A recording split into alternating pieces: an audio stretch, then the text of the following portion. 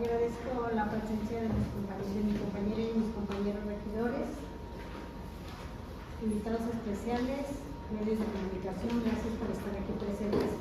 Siendo las 12:07 del día 23 de noviembre del año 2022, nos reunimos en sala de regidores del Ayuntamiento para dar inicio a la 11ª sesión ordinaria de la Comisión de Salubridad e Higiene, de conformidad con los artículos 76, 84, 87 y 100 del Reglamento del Gobierno y de la Administración Pública del Ayuntamiento Constitucional de San Pedro Tlaquepaque.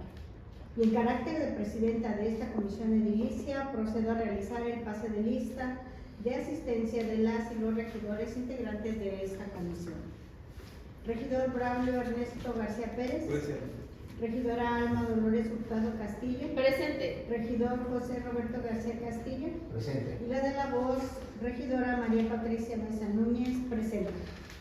Una vez hecho el pase de lista, informo que se encuentran 4 regidores, por lo que conforme al artículo 90 del Reglamento del Gobierno y de la Administración Pública del Ayuntamiento Constitucional de San Pedro Tlaquepaque, se declara quórum legal y procedemos a sesionar válidamente.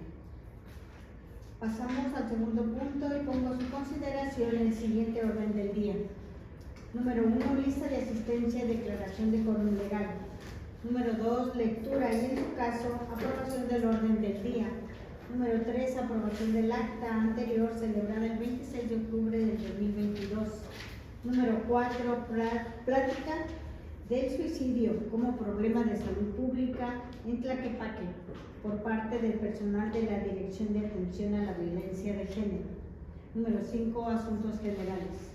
Número 6, clausura. Queda a consideración de los integrantes de la comisión el proyecto del orden del día propuesto para esta sesión. De no haber inconvenientes, pregunto a mis compañeros regidores si es de aprobarse, y de estar por la afirmativa, a favor de manifestarlo levantando su mano. Queda aprobado la orden del día con 4 votos a favor. Tercer punto del orden del día: aprobación del acta anterior celebrada el 26 de octubre del 2022, y someto a su consideración obviar la lectura del acta de la 10ª sesión ordinaria en virtud de haber sido previamente circulada y obrar en su poder. Por lo que les pido manifiesten su conformidad levantando su mano. Aprobado por unanimidad. Cuarto punto del orden del día: plática del suicidio como problema de salud pública en Tlaquepaque por parte del personal de la Dirección de Atención a la Violencia de Género. El día de hoy nos acompaña la licenciada Judith Michelle Valderrama Aguilar, directora de Atención a la Violencia de Género, el licenciado Oscar Iván Uribe Sánchez, director operativo, y el licenciado Manuel Alejandro Cervantes Chacón. Les damos la cordial bienvenida a esta casa. Quinto punto del orden: asuntos generales. Les pregunto a mis compañeros integrantes de la comisión si desean hacer uso de la voz. No habiendo más comentarios, pasamos al sexto punto del orden del día y solicitamos, a bien su aprobación, el uso de la voz para los integrantes de esta comisión. Aprobado. Pues damos el arranque de nuestra plática. Adelante.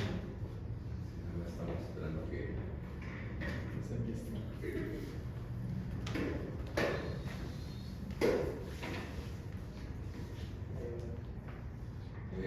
El tema que vamos a ver el día de hoy es el suicidio como un problema de salud pública en el municipio de Tlaquepaque. Hablar del suicidio es un tema muy complejo y muy complicado, ya que hoy en día vivimos tan a prisa que no somos capaces de descifrar una sonrisa que se encuentra cuarteada por la angustia o la desesperanza. No somos capaces de voltear a ver a las personas que se encuentran en nuestro entorno si éstas no nos ofrecen algo para nuestro propio beneficio o para nuestro desarrollo personal. Las cifras son alarmantes. Casi 800,000 personas en el mundo están perdiendo la vida de manera anual, y por cada una de ellas 15 o 20 intentos más suceden en el mundo. Se dice que la verdadera consecuencia que nos trajo la pandemia no ha mostrado los resultados como son. Se pronostica en estudios que a partir del 2023 la alza puede existir hasta un 60% más de lo que está en la tasa ahorita, en repercusiones de problemas de salud mental, y esto tiene un impacto en suicidios. Por lo tanto, vamos a ver el marco normativo que nos señala el por qué el suicidio es un problema de salud pública.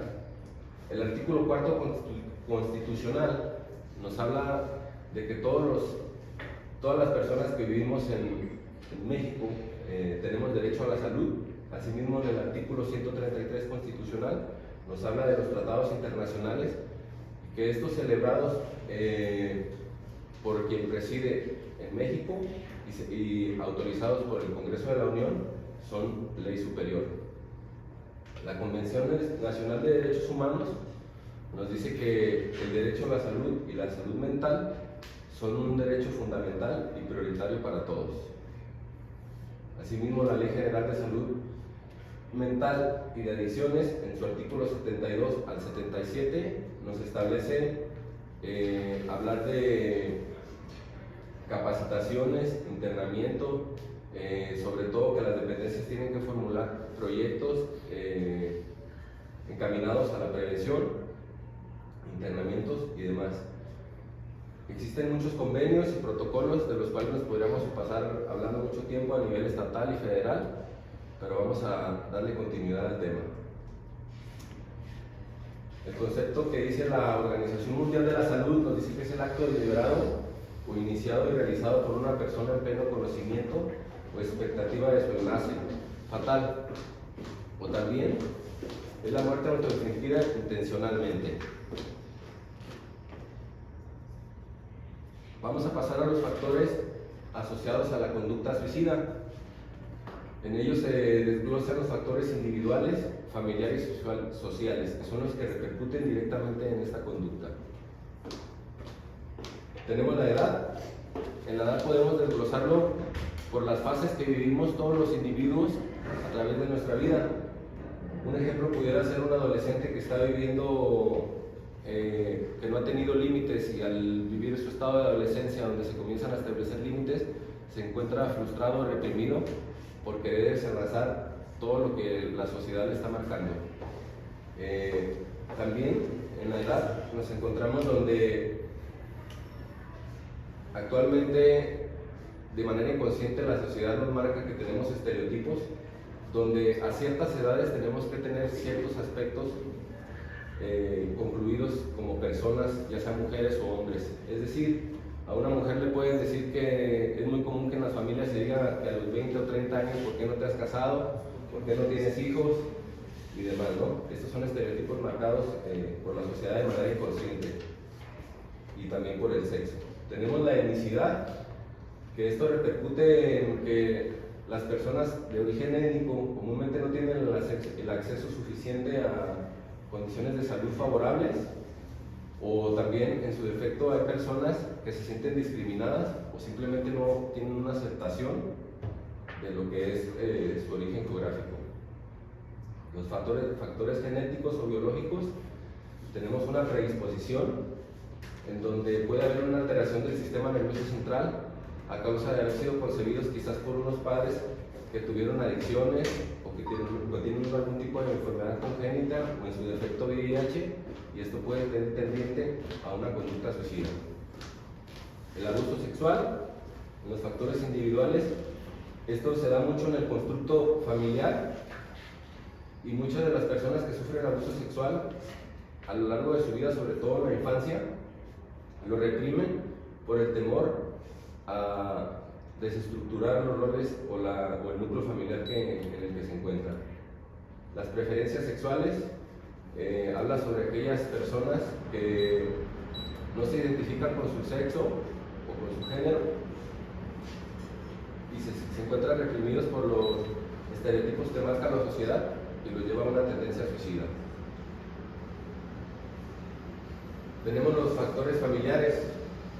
Las conductas suicidas en los familiares Estudios revelan que el 80% de los individuos aprendemos a través de lo que vemos o escuchamos. Y las conductas suicidas, el 60%, hay estudios también que revelan que es muy probable que se repita hasta el tercer orden jerárquico de la familia, el origen ascendente. O sea, si se suicida el abuelo, es muy probable hasta el 60% que se pueda suicidar el padre o el nieto de lo que es un orden ascendente. Tenemos una repercusión en las relaciones familiares, donde hay ausentismos, no hay una comunicación asertiva, entornos violentos. Los factores socioeconómicos, hablando de la ausencia de lo más básico que es el alimento. Un individuo que no se encuentra alimentado de una manera adecuada, su metabolización, tanto física como mental, no es la adecuada, y esto lo puede llevar a estados depresivos y tener tendencias a conducta suicida. La estructura familiar. En la estructura familiar, hoy en día las estructuras familiares son muy diversas. Está la nuclear, la monoparental. Cuando hablamos de una familia nuclear, no significa que esta deba ser socialmente funcional, puede ser incluso disfuncional, aunque sea una familia nuclear, por cuestiones de falta de atención o de comunicación asertiva hacia las demás personas que lo rodean. Los factores sociales, tenemos las conductas suicidas, al igual como lo dije anteriormente, pueden ser repetitivas o que entre ellos se dé la interpretación que sea una salida fácil a los problemas. Los medios de comunicación, los medios de comunicación o tecnología mediática en la actualidad están fungiendo como principales formadores de la personalidad en los niños y adolescentes, ya que en el contexto familiar es muy fácil para nosotros cuando tenemos a un niño o un adolescente que para que no esté dando lata o mantenerlo entretenido, darle acceso a una tablet o un celular y que éste navegue y pueda encontrar cosas que no sean capaces de digerir, debido a su nivel de conciencia y pueda interpretar otras cosas que no son en el contexto social. Acontecimientos vitales o estresantes. Estos pueden ser sucesos fortuitos que pueda vivir por un contexto de violencia en la sociedad, algún tipo de accidente o algún tipo de estrés postraumático. El rendimiento escolar, el bajo rendimiento escolar, como lo hablábamos, el suicidio es un problema multifactorial y que atraviesa diferentes vertientes de los factores como sociales, como económicos y demás. Una persona que no tiene la suficiente alimentación va a tener un bajo rendimiento. Existen las exigencias a nivel familiar, en donde le decimos a veces a los niños, ¿por qué no pones atención si es tu única labor en la casa? Cuando en realidad se debe de introyectar otro tipo de valores y exigencias y dar aporte a que esto suceda cada vez menos. El bullying, el acoso escolar o la violencia, esto impacta directamente en la autoestima de los adolescentes, teniendo una repercusión fuerte y a veces como familia o como sociedad o docentes a nivel institucional lo toman muy a la ligera y no se toman acciones para frenar estas situaciones. Otros factores sociales, como lo habíamos hablado, la sociedad hoy te marca y te señala por cuestiones de que las personas valen por lo que tienen y muchas personas se frustran por no haber obtenido su carrera profesional a los 25 años, por no tener una casa a los 30 o por no haber cumplido algún acontecimiento que está estructurado por la sociedad en ciertas edades.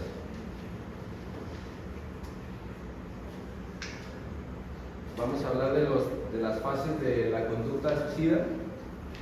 Tenemos los signos,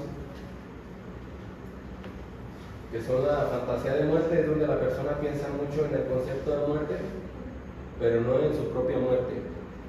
En esta fase el individuo o persona tiene como objeto la muerte como un fin, no necesariamente de sí mismo o no necesariamente con una ideación no homicida ni suicida. Tenemos la idea de muerte, donde la persona piensa en su propia muerte, pero sin interés de suicidarse. En este apartado la persona entra en un balance de autoanálisis, donde dice qué pasaría si dejara de existir. En el siguiente es, la persona tiene intenciones de acabar con su vida, pero no ha pensado en el método. En esto se da cuenta la persona que las relaciones afectivas que tiene o atávicas no son lo suficientemente fuertes para detenerlo y seguir con vida. En plan suicida, la persona tiene la intención de acabar con su vida y tiene un plan para llevarlo a cabo. En este suceso, la persona analiza los mecanismos que tiene en su entorno y sobre todo habría que hacer un buen análisis con perspectiva de género, porque existe una gran diversidad de los mecanismos que utilizan los hombres a las mujeres, ya que los de los hombres tienden a ser más violentos. El intento suicida es donde la persona ha intentado acabar con su vida, pero no lo ha logrado. Esto se combina con el plan suicida, pero ya ha pasado el acto. El suicidio consumado, pues como tal es donde la persona ha logrado su estado de autoaniquilación. Para que el suicidio consumado se dé sobre todo en las mujeres, las mujeres deben de, la mayoría de veces ya pasaron por un proceso de intento suicida, al menos una o dos veces para llegar al suicidio consumado, a diferencia de los hombres que comúnmente lo hacen de manera fortuita y en un solo intento lo logran. Razones que llevan a las personas al suicidio: tenemos la huida, es donde una persona intenta escapar de una situación dolorosa o estresante, y por este medio intenta como salida fácil el suicidio. Comúnmente a este concepto en psicología se le conoce como la visión de túnel. Es donde la persona no tiene herramientas o mecanismos resilientes suficientes para afrontar las vicisitudes que se le están presentando en el momento. El duelo es donde la persona ha presentado o ha tenido una pérdida de un elemento fuerte en su vida. Cuando hablamos del duelo no es necesariamente de una pérdida de una persona, sino puede ser de diferente tipo de duelo, puede ser del rompimiento del contexto familiar, hasta ha habido casos donde ha habido pérdidas de personas donde han sufrido la pérdida de su mascota y esto los ha llevado a tener tendencia a suicidar. Así es, el coche, cosas materiales. El castigo atenta con su propia vida, pero también desea llevar al otro a la muerte. Comúnmente esto se da en el constructo de relaciones pasionales, en donde se ven personas involucradas, donde dice que la persona lo engañó o simplemente quiere autoaniquilar a su pareja y lo toma como un medio y como un fin. La venganza actúa para provocar el remordimiento en otro y que a este la sociedad lo reproche. ¿Qué pasa comúnmente en este apartado? Las personas que tienen esta tendencia dejan cartas póstumas donde dicen que se suicidó porque no le hicieron caso, porque no le dieron lo suficiente, etcétera, etcétera. Así es. La llamada de atención es mediante el intento que desea ejercer presión sobre otro. Esto comúnmente son personas que lo intentan, pero a veces el mecanismo utilizado es demasiado letal y termina en un suicidio. Entonces, vamos a hablar de la estadística. Vamos a comenzar a hablar de la estadística en México y vamos a irla dividiendo a Jalisco y posteriormente a Tlaquepaque. De cada 100,000 habitantes, 10.9 hombres se suicidan y 2.4 mujeres, y en total tenemos una tendencia de 6.5 personas por cada 100,000 habitantes. La edad más vulnerable la tenemos entre 15 y 29 años. Esto es en cuestión de suicidio consumado, pero en cuestión de la tendencia de intento suicida, la edad más vulnerable es de 14 a los 44 años. Estos son los suicidios consumados y la edad más vulnerable de los intentos es de 14 a 44 años. Esto es como hemos tenido la tendencia desde el 2015 hasta el 2021. Los mecanismos en los hombres ha ido en incremento. En las mujeres tuvimos un decremento, pero hubo una recuperación. Se dice que hubo esta decreción en las mujeres por todos los movimientos feministas que hubo. Es por eso que hubo esta decreción en el impacto del suicidio. No pusimos la tabla del 2022 porque no se ha cerrado el año. El INEGI, que es quien nos ofrece los datos más duros y más concretos, pero la tendencia se dice que va a elevarse quizás hasta el 18% en los hombres y hasta el 7% en las mujeres. Tenemos los métodos, esto es a nivel México. De un 100%, los hombres tienen el 89.5% por ahorcamiento y las mujeres, más bien el 91%, y las mujeres un 84.8%. Si analizamos el contexto, es como les comentaba, es bueno echar una mirada apreciativa con perspectiva de género, ya que las mujeres lo hacen más por envenenamientos, a diferencia de los hombres, y para las mujeres, para llegar al ahorcamiento o estrangulación, ya pasaron al menos una o dos veces cada mujer que lo logra. De las personas que se suicidaron, el 64.7% trabajaba, el 32.9% no trabajaba y el 2.4% no es específico. Esto nos habla de que la mayoría de las personas eran funcionales en sus labores. Las personas que no trabajaban, el 32.9%, el 17.8%, al menos estaba estudiando, entonces todos tenían un desempeño en sus funciones sociales.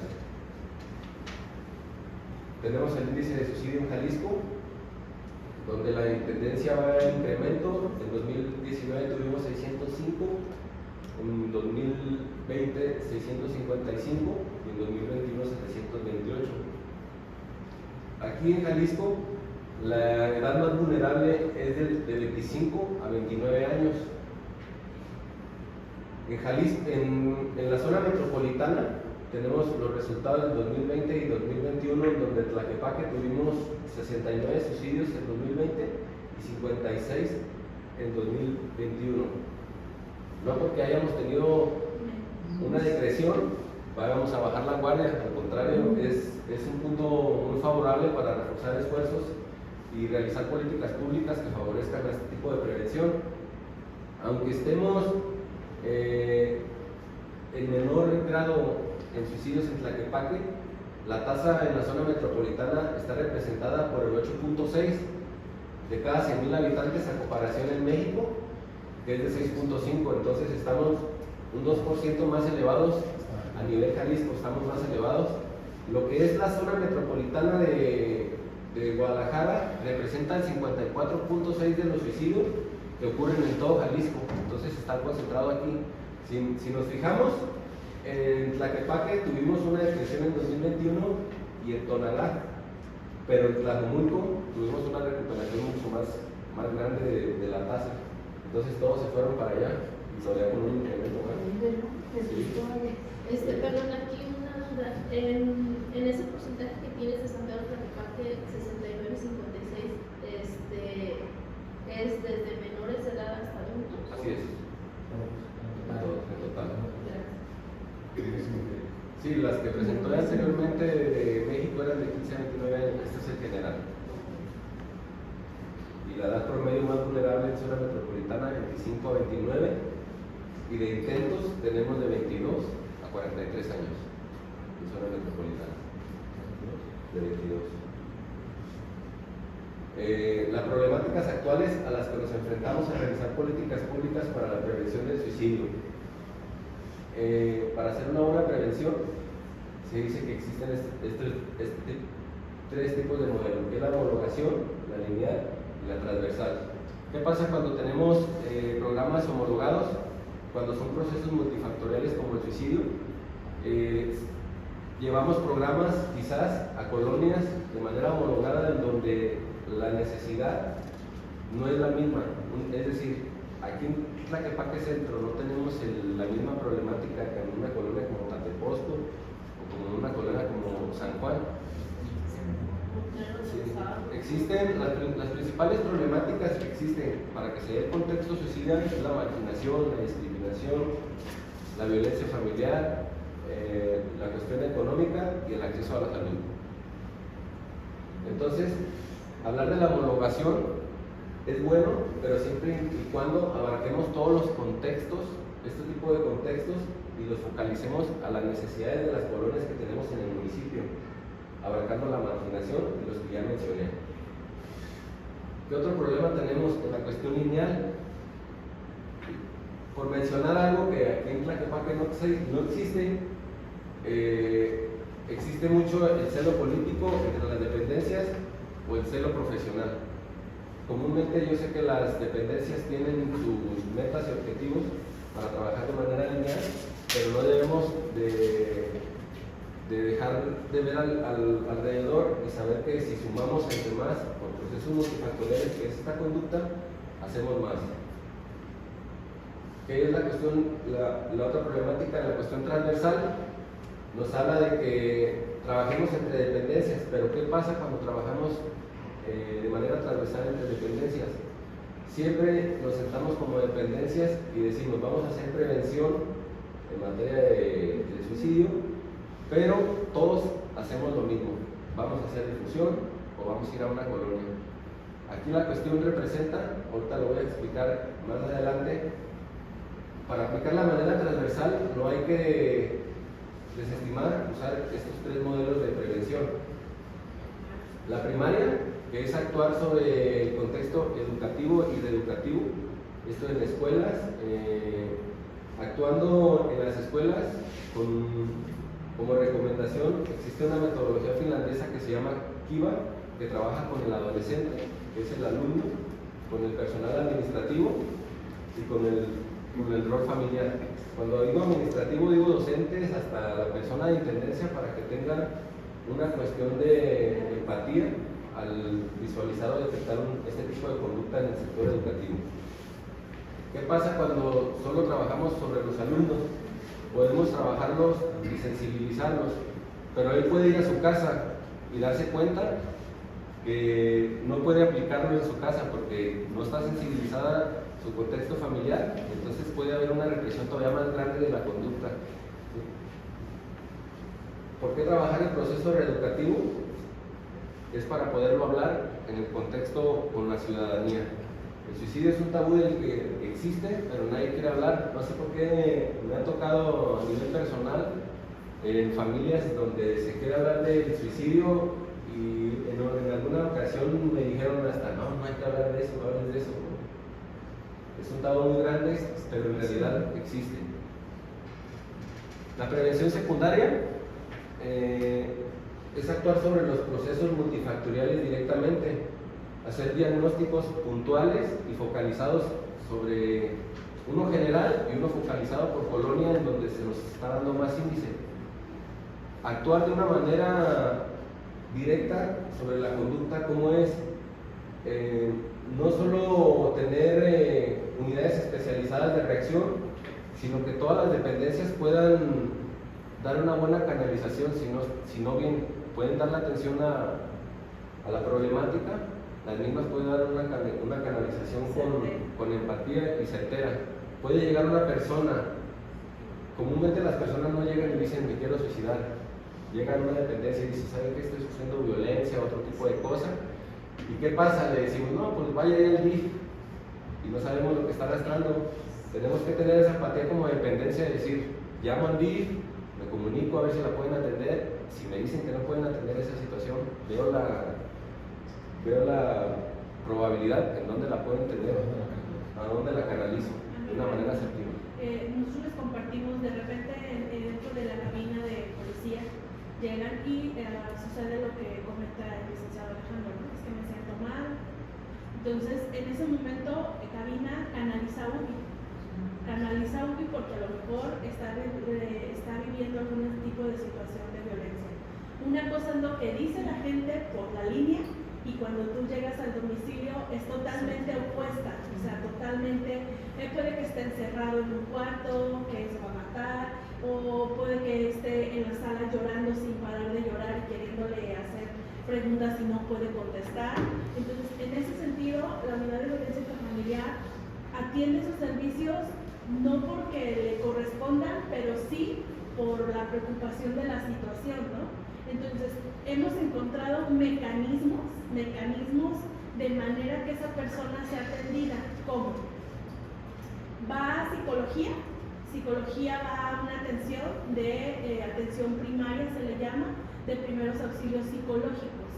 El psicólogo detecta cuál es la situación que está sucediendo.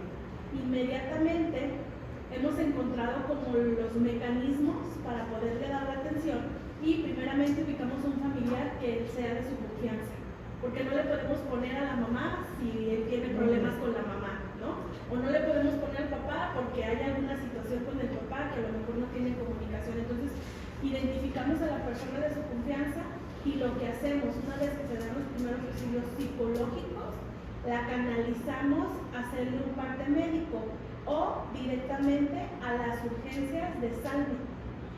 Eso nos ha facilitado muchísimas cosas, porque a la hora de que trasladamos al familiar para evitar cualquier situación, cuando llegamos a Salme hay un psiquiatra y el psiquiatra le hace la valoración. Entonces el psiquiatra dice, ¿sabes qué? Esta persona es consumidora, o esta persona trae una depresión de esta manera, o esta persona está sufriendo violencia por X causa o razón. De ahí de Salme puede ser que lo dejen hospitalizado por su situación o que lo canalicen al hospital civil.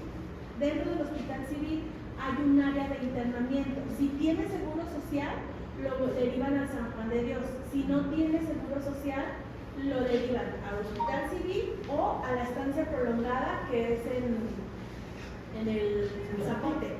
Pero eso es a reserva de que haya lugar. Entonces nosotros con ese documento que ya tenemos la valoración de esa persona, si sabemos que no es paciente psiquiátrico, lo derivamos con nosotros a terapia, que son 12 sesiones. Pero si es paciente psiquiátrico o es paciente que consume algún droga, inmediatamente se deriva, o sea, no se queda con nosotros, porque no es una persona que reciba violencia, sino es una persona con una situación psiquiátrica o con un brote psiquiátrico.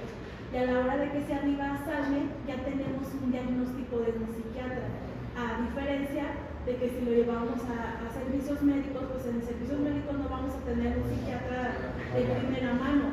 Y si tú llegas hasta allá, a Salme, con una unidad, ingresamos al paciente por urgencias, no lo mandamos a que se siente, a que le den una ficha. Son mecanismos que hemos ido descubriendo con el paso del tiempo y por las necesidades del servicio, porque sí es muy importante que tengan el conocimiento desde cómo llega el servicio. Puede ser un servicio que el señor está encerrado o el joven está encerrado, o puede ser que él golpeó a toda la familia y que estaba bien, o sea, la familia a veces dice que estaba bien. Entonces nosotros como unidad tenemos que ir a llegar a descubrir realmente a dónde dar la canalización, que es lo que dice el licenciado Manuel, dar una canalización certera, porque puedes hablar allí o puedes mandar a servicios médicos, pero realmente no estamos dándole la atención de calidad y de calidez y sobre todo realmente encontrando el punto que necesita en ese momento esa persona. Lo ideal fuera que nosotros tuviéramos aquí un área así, ¿verdad? Pero pues no contamos, pero hemos ido buscando el mecanismo de una u otra manera para que se solucionen las situaciones en el momento y posteriormente pues ya las mismas personas de una u otra manera acuden y dicen, mire, yo ya estoy en esta situación o me vine ya mejor a la terapia, estoy medicado, porque la gran mayoría de personas con ese tipo de situación son personas que se medican o que las medican. ¿Sí? Entonces decíamos que tenemos en la prevención secundaria también un problema con la detección de la conducta. Podemos hacer hincapié en que las dependencias de primer contacto analicen los tamizajes que realizan y agregar quizás la tendencia suicida sin que sea invasiva hacia la persona.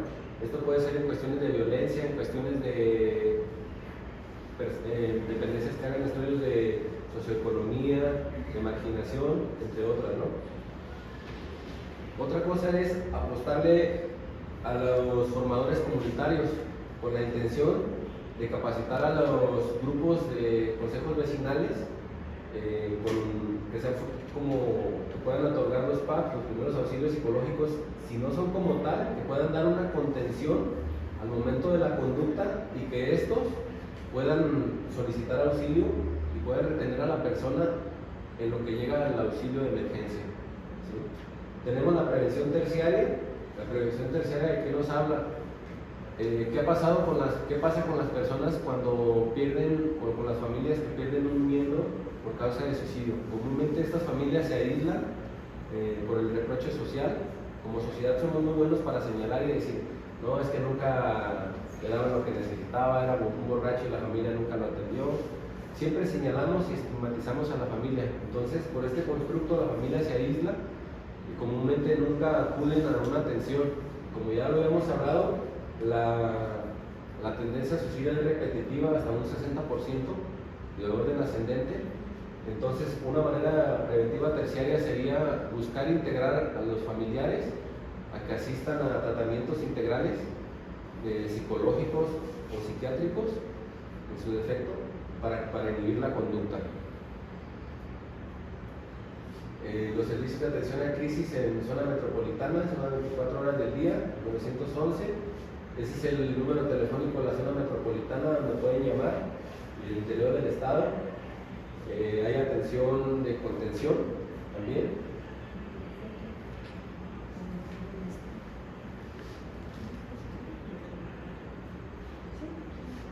Y pues para ejercer la prevención, realmente la primera prevención, olvidarnos de la primaria, terciaria o secundaria, la primera prevención que podemos hacer nosotros, todos los que estamos presentes aquí, servidores públicos o como personas, es establecer el diálogo con nuestras familias, con nuestro entorno y hacer lo que esté dentro de nuestras posibilidades como servidores públicos.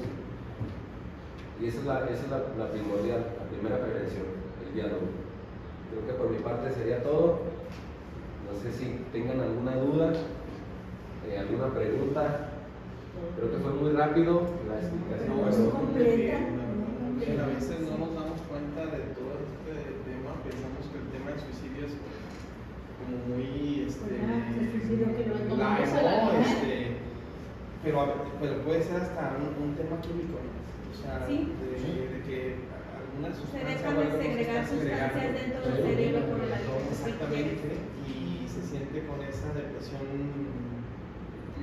extrema que llegan a tomar esa decisión, ¿no? Y creo que sí sería muy bueno, Regi, que por esta comisión que es, pues, que atiende el tema de salud y viendo el tema de la transversalidad y demás que sugiere mi compañero y abonando a lo que dice Judith también, sería muy bueno que se interviniera primero, creo también, en el tema de las áreas municipales, porque tenemos atenciones a diferentes personas y no sabemos cómo canalizarlas. Pues, me pueden llegar a mí con alguna situación, incluso que andamos en la calle y demás, y lo podemos tomar muy mal, ¿no? O sea, sin darle como la importancia que realmente amerita, porque no tenemos el conocimiento ni médico ni de un experto pues a la mano como para pasar a decir, híjole, creo que esta persona tiene una situación, o sea, sacar quizá un diagnóstico rápido, decir que está en riesgo, ¿no? Su vida. Sí sería muy bueno que pudiéramos tener una capacitación un poco más avanzada. En lo que sí estamos en pañales, sí estamos mismos. Claro. Estamos, si por ejemplo, si con los adolescentes y los adultos contamos con sangre, por ejemplo, no hay un lugar para hospitalización de los niños. Lo maneja solamente el San Juan de Dios. Los Lo único que menores es de el único 14 que lo años maneja. y relativamente ahí sí estamos un poquito yo lo he vivido, que si tienes una persona que quiere suicidarse y que tiene 10, 11 años y que lo ha intentado una o dos veces, tienes que empezar a buscar y te encuentras que los payos psiquiatras Dentro de la UDG, en la atención psicológica, hay un área que está establecida por el doctor Francisco, de la UDG Maestro Francisco, en donde está el área exclusiva de suicidios, de atención psicológica.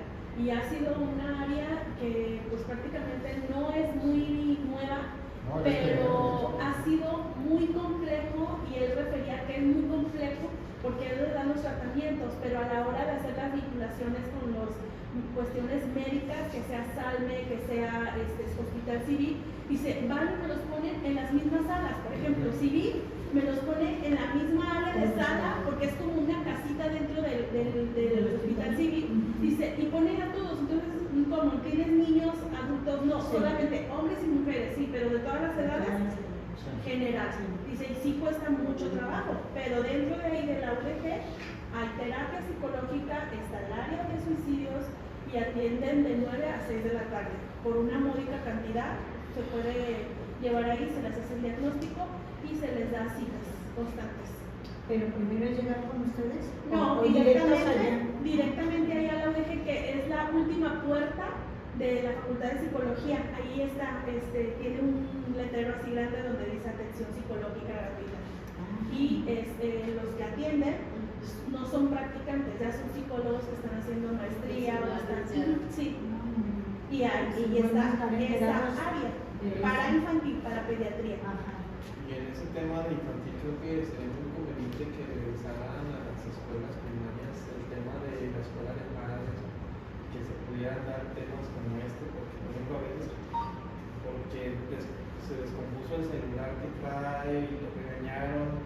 Ya hemos visto casos, se suicida el chico, la chica, por el tema de las calificaciones. O sea, es muy delicado el trato a un niño, ¿no? Que no tiene como mucho contexto. Si es delicado el tema de un adulto, yo creo que el tema de un menor es todavía más. Yo no sé, regidora, este tiempo es donde más se disparan los suicidios. Yo como la vez pasada les había comentado que hay una colonia en especial que desde hace, ¿qué serían? 5 años, 6 años, yo estuve como delegada municipal de ciertas colonias, y ahí principalmente es año con año menores de edad. ¿Sí? El del año pasado, antepasado, fue uno ya mayor de edad, pero yo dije, este año nadie me ha hablado, ya la libré, como el primer año 9, tema. Entonces, no sé si podemos llevar como dice mi compañero, a las escuelas, que a los padres de familia, cuando se les hace la reunión para calificaciones, etcétera, les metamos algo de este tema que es tan delicado, y a los niños, ¿sí? No sé, yo el tema que trato de los niños es a nivel secundario, lo que se ha suscitado en esta colonia. Entonces, meter un taller, el director siempre ha estado abierto, o las escuelas, yo también con mi compañero Raúl, las escuelas están abiertas a estos temas. Entonces, hacer algo como comisión, como presidenta usted, para que también sepan los papás a dónde acudir, porque a veces no lo sabemos, y simplemente los números de teléfono, lo que comentaba aquí nuestra compañera,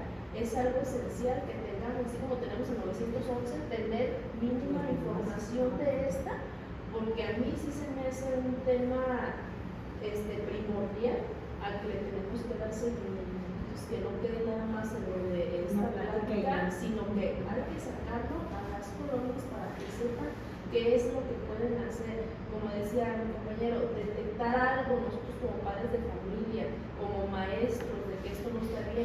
Yo estuve viendo hace poco, que me llamó mucho la atención, un video que sale en internet, donde una muchacha feliz y contenta en una fiesta, y creo que al siguiente día se suicida. O sea, que decían, es que tengan cuidado con las personas que ven muy felices, porque ahí se esconde algo. Entonces, yo sí me quedé así como que dije, o sea, sea, ¿cómo? Yo pensaba ver a una persona triste, acá apagada, que se Caso le real, pega. Roy Williams. Es caso real. Sí. Entonces digo, sí es algo a lo que tenemos que dar Que es seguimiento. el alma de la fiesta, Sí. que está contando chistes y todo.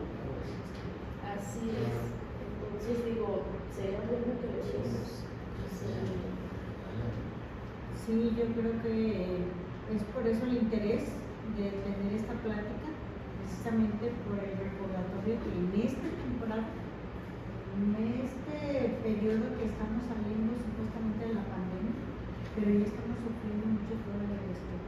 Las cifras no mienten y es Así es. verdad. Y lo que viene, entonces hay que prevenir. También otro punto importante que se me ocurrió fue que, si se fijan en el área educativa, ya van a reprobar a los niños que no estudian. Vienen nuevas Vienen nuevas reglas. Sí.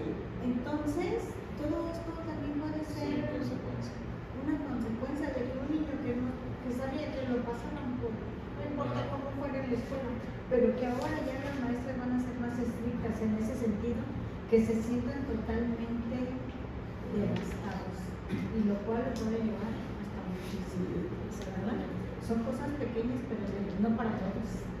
Entonces hay personas que sí pueden caer en eso, los niños sobre todo, y es lo que estamos viendo, que los niños, poco antes de entrar aquí a la adolescencia juvenil, se suicidan.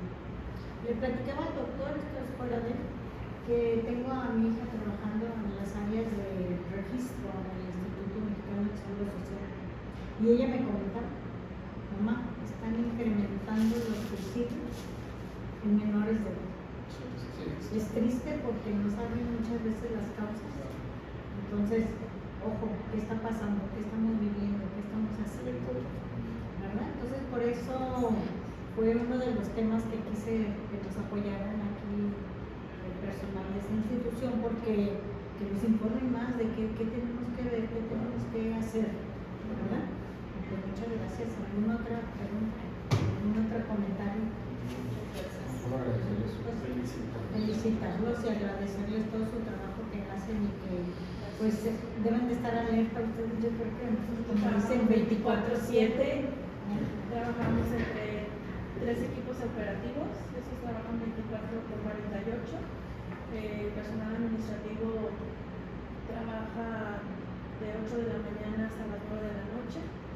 El área de psicología, ofrecemos terapia de lunes a viernes, de 8 de la mañana a 7 de la noche. Y fines de semana tenemos prevención, nos apoyamos dentro de la comisaría, prevención, nos apoyamos con ellos tienen terapia de 8 a 8. Tenemos horarios y agendas llenas, y nosotros en UBI trabajamos con niños. De lunes a viernes en la tarde nosotros ofrecemos terapia psicológica para niños víctimas colaterales de violencia. Todo lo que es, si la mamá va a terapia, mandamos a los niños, y en la medida de lo posible se atienden agresores. Pues, mucha información, mucho trabajo. Mucho trabajo. Pues si no tienen otro asunto más que comentar, agradecemos y le damos las gracias y Gracias a felicitaciones a todos ustedes. Gracias por traernos tanta información, y pues a seguir trabajando. Claro. De nuestra parte, lo que podamos apoyar, lo Muchas que gracias, podamos señora. adherir, Así es. con toda la confianza. Sí, muchas gracias. Pues no habiendo más comentarios, pasemos al sexto punto del orden del día, donde clausuramos todos los puntos anteriores. Agradezco otra vez su asistencia, siendo las 12:55 del día 23 de noviembre del 2022. Será por clausurados los trabajos de la 11ª sesión ordinaria de la Comisión de Edilicia de Salud de la Virginia. Muchísimas gracias a todos. Que tengan un excelente